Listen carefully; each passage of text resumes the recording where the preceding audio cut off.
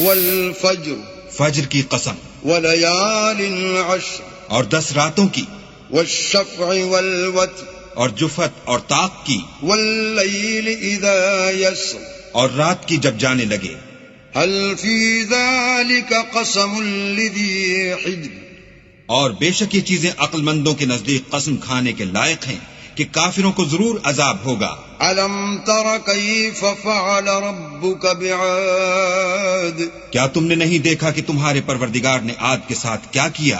إرم ذات العماد جو ارم کہلاتے تھے، اتنے دراز قد، التي لم يخلق مثلها في البلاد کہ تمام ملک میں ایسے پیدا نہیں ہوئے تھے. وثمود الذين جابوا الصخر بالواد اور سمود کے ساتھ کیا کیا جو وادی قرا میں پتھر تراشتے اور گھر بناتے تھے. وفرعون ذي الأوتاد اور فرعون کے ساتھ کیا کیا جو خیمے اور میخیں رکھتا تھا. الذين طغوا في البلاد یہ لوگ ملکوں میں سرکش ہو رہے تھے. فأكثروا فيها الفساد اور ان میں بہت سی خرابیاں کرتے تھے. فصب عليهم ربك سوط عذاب تو تمہارے پروردگار نے ان پر عذاب کا کوڑا نازل کیا. ان ربك لبالمرصاد بے شک تمہارا پروردگار طاق میں ہے.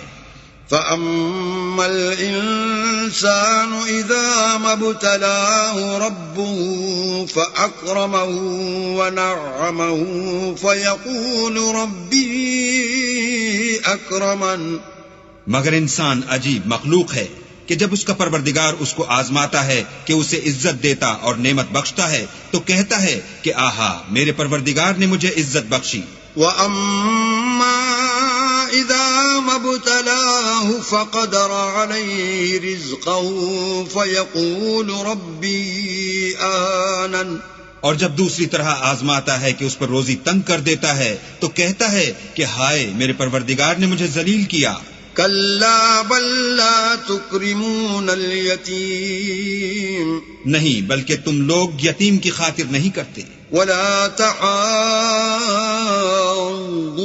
على طعام المسكين اور نہ مسکین کو کھانا کھلانے کی ترغیب دیتے ہو. وتأكلون التراث أكلا لما اور میراث کے مال کو سمیٹ کر کھا جاتے ہو. وتحبون المال حبا جما اور مال کو بہت ہی عزیز رکھتے ہو.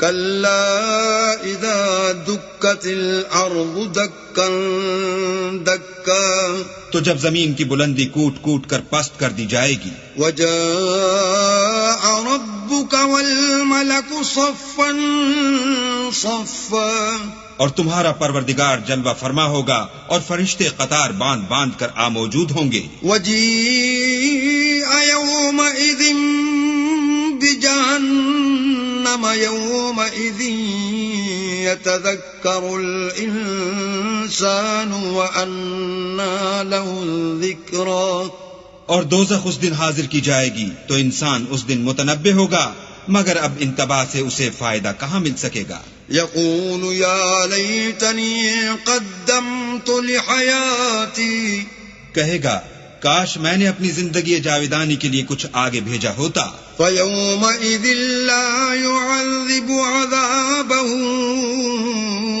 أحد تو اس دن نہ کوئی اللہ کے عذاب کی طرح کا کسی کو عذاب دے گا. ولا يوثق وثاقه أحد اور نہ کوئی ویسا جکڑنا جکڑے گا. يا أيتها النفس المطمئنة اے اطمینان پانے والی روح، ارجعي إلى ربك راضية مرضية اپنے پروردگار کی طرف لوٹ چل، تو اس سے راضی وہ تجھ سے راضی. فادخلي في عبادي تو میرے ممتاز بندوں میں شامل ہو جا وادخلي جنتي اور میری بہشت میں داخل ہو جا.